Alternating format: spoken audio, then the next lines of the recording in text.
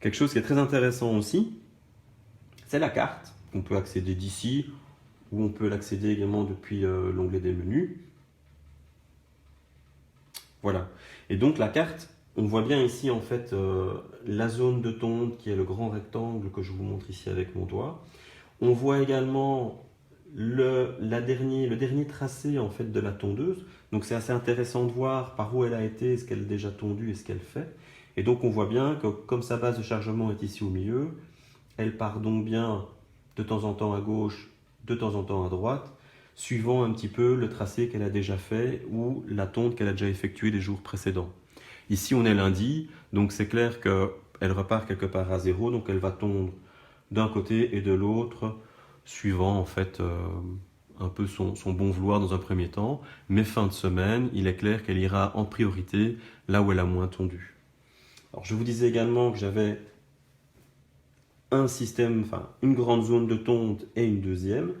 Donc le point de départ de ma base est ici. J'ai une première zone de tonte où je traverse ici mon chemin d'accès voiture sans problème vu qu'on a posé des câbles dans les pavés.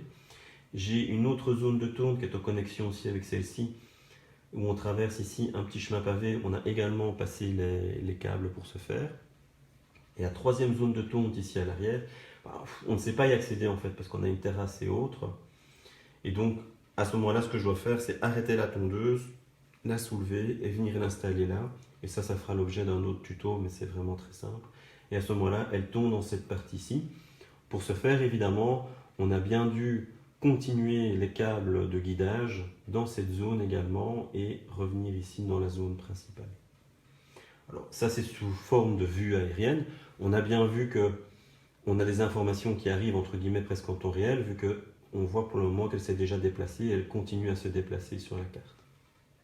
On pourrait choisir éventuellement de passer à une vue plus standard au niveau de la carte et à ce moment-là ne sont schématisés que les bâtiments principaux et on voit peut-être un petit peu mieux le parcours, mais enfin moi je trouve ça plus sympa de voir la vue satellite, ça donne quand même une idée. Maintenant soyons clairs, comme on le voit ici, il n'y a pas de pelouse et on a l'impression qu'elle a tondu là. Soyons clairs, les GPS à l'heure actuelle ont une précision qui n'est pas de l'ordre du mètre ni de l'ordre de 50 cm.